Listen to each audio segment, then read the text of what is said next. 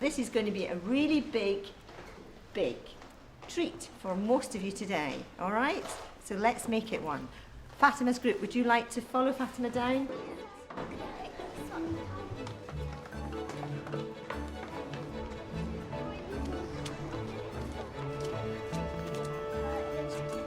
Year 4 children from Bowes Primary in North London are setting off on a school trip.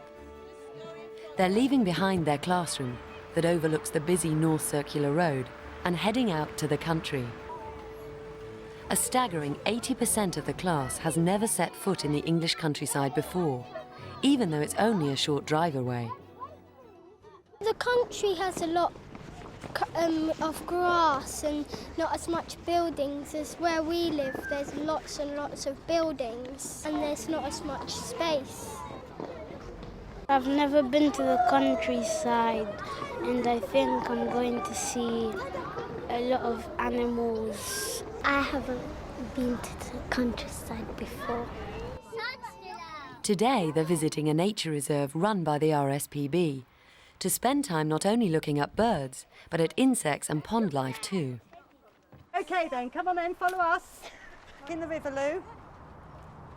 Learning outside the classroom is the best way to learn because you're seeing things hands-on, you're seeing links between things that you can't otherwise imagine. And then trips are vital, they're absolutely vital. So, if you want to follow me, that's right. Come on, everyone. It's really important for children to get in touch with nature, to have hands-on experience of the countryside. If they don't, they're never going to learn to appreciate the countryside, they won't value it and therefore they won't be able to protect it. So coming to a nature reserve is a really good way to get children in touch with nature and to get them to really understand and love the environment. So now I'm going to show you how to pond it without falling in the water, okay? So the first rule is whenever you pond it, I want you to kneel down like this, okay? Kneeling down, always at least one knee on the ground. The RSPB is one of numerous charities and organisations involved in promoting out-of-classroom opportunities for children. That's it, a nice dip. Its reserve at Rye Meads is only a 45-minute drive from London, but getting schools to visit isn't always easy. One of the problems in trying to persuade schools to come out to nature reserves is that they're very concerned about health and safety. And in order to allay their fears, we have risk assessed all our activities. All our field teachers are fully trained. They've all had CRB checks done, so they're fully police checked. They all have first aid certificates. Look at here, Nossie. Cool, there's lots of stuff. I've got fish. I've got a ramshorn snail and a pond snail. Look, what's that?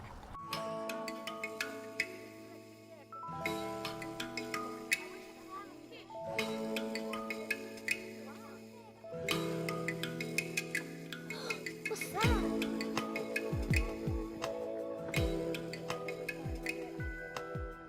The children will get a huge amount out of a day like today because it makes, first and foremost, it makes learning fun.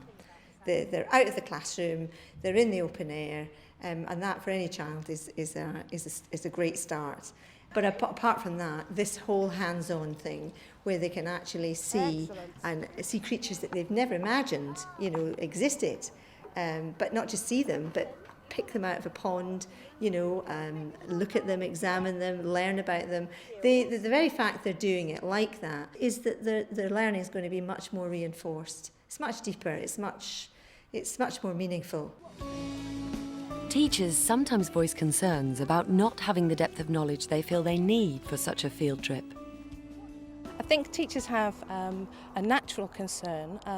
They may be bringing children and young people into an environment that they're not particularly au fait with or comfortable with, which is why the professionals that work here can help them with that. Now we've come into our special mini beast area, and I want you to just sitting where you are, just have a look round because we've got lots and lots of different habitats all around here. We help teachers by first of all liaising and letting them know that we're going to be taking care of all the education while they're at our sites. And in addition to that, we also provide them with follow-up work to help make the work that we've done on the reserve much more relevant to the stuff they've been learning in the classrooms. You've got a question? Are there any poisonous little creatures? They're not poisonous so that they could hurt us. but they might be poisonous to the creatures that they might want to eat. We don't need to worry about their poisonous and hurting us. These things are so tiny that these things really are not going to hurt us in a dangerous way. I think the RSPB provides a service both before the students come out to visit and afterwards. So they actually work with the teachers to find out what it is that they want, what they might be worried about, and what we can actually do to help ease those worries and to help them with all the processes and the paperwork that goes along with taking groups of children outside. This is his head here, Yeah, at and that end, and he stretches, doesn't he? it's Yeah. coming down. It is. Do you know why? Why? Because he doesn't like the sunshine. He's trying to get somewhere that's dark and cool. I think some teachers are not confident enough because they feel they haven't got that knowledge. But all you need to do is to visit a centre like Rymead beforehand and see what good resources they have in terms of their own teaching staff. That it shouldn't worry you. And also it's a great opportunity for you to extend your own knowledge, which you can bring back and use in the classroom. We're going to be really gentle when we lift it up. Okay, now these creatures are called amphibians. What it means is that they spend some of their time on the land and some of their time in the pond. It's like a lizard. But this we thought, I've heard of a newt before in Matilda. I think teachers too often feel that they have to be all knowledgeable about everything, and that I don't think that's correct at all. I think it's good that you learn along with your children. I think that's a really beneficial thing for your children to see. I would say to any teacher, do not be afraid, just do it. I've got a centipede in here, and it was very fast to catch.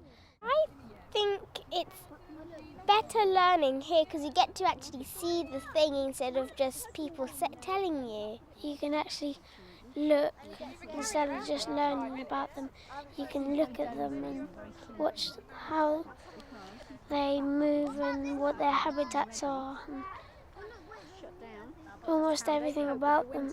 And I think there's about 20 legs on a centipede. About 30. Come on then. Out of classroom learning enables teachers to show children that healthy living is about more than doing sports. It can also be as simple as taking a walk to look at birds. So looking out here, can you see these lovely blackbirds with the white beaks? These are called coots, and they're specially designed or adapted for diving into the water. What do you think they might eat? Seaweed. Seaweed. Are we at the seaside? No. This is like a pond, isn't it? So what kind of weed do you think it is? Pondweed, that's right. On your chart, you can tick off the coot. Hey, I can see that swan right at the back. They're called mute swans, and they have really long necks so that they can reach down to the bottom of the pond to get their weeds. That bird's eating. I'm not sure what it's eating though.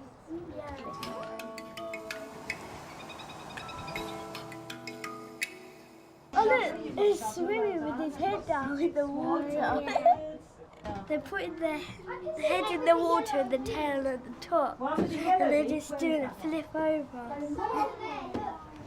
We can see swans, and we can see probably coots and moorhens. Where I live, I see probably robins and pigeons. There's more birds here than where we live.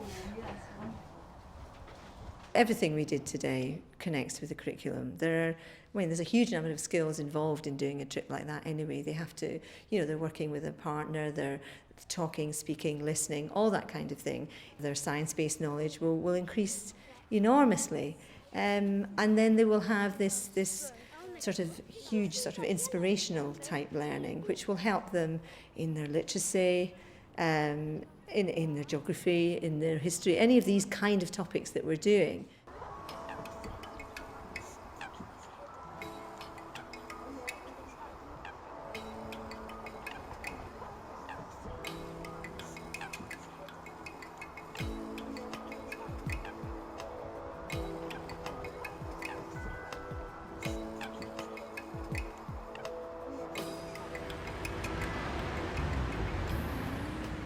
funnest part probably was when we went pond dipping because we found really cool creatures, and probably my favourite one would be a fish leech because they were so straight and weird. I really like when we went bird watching because when you had the binoculars on, it looked like you were really up close to them.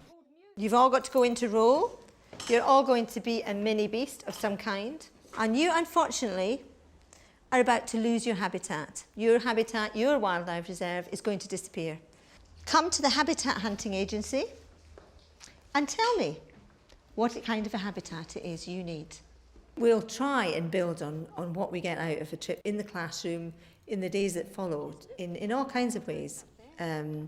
Initially, we will probably use it as a good speaking and listening activity and some kind of drama, which will allow the children to role play some of the creatures they saw, and use that as a means of, just assessing how much learning went on.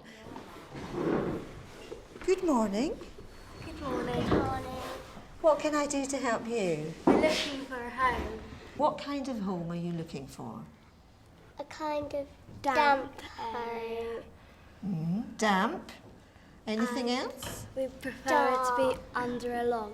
Drama and role play is something we use quite a lot, and the children love it, and it's a great follow-up activity, for something that's been hands-on, like the Wildlife Centre. Is it a woodlice?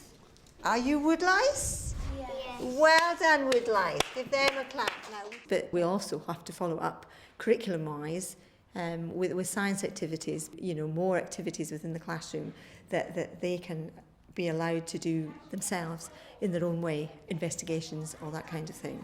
And it will really enthuse that. It will really, really give them the ideas that they need to do something much deeper and much more effective than they would have otherwise done. I say the pond dipping was best because there was lots of different animals in there that I've never seen, and they had lots of legs and they were all slimy, and it took me away from my fear about all of those slimy creatures and stuff, and I wasn't scared no more.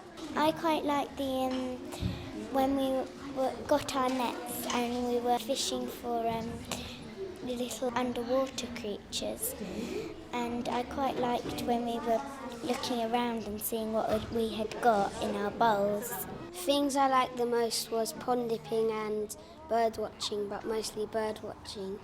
I learned a lot because I learned all the birds and I learned all the insects what were in the pond.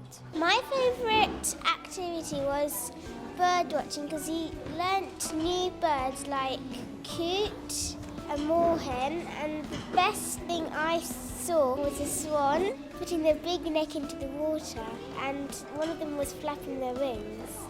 It was nice to be outside than in class because then you learn about the wild and all the animals.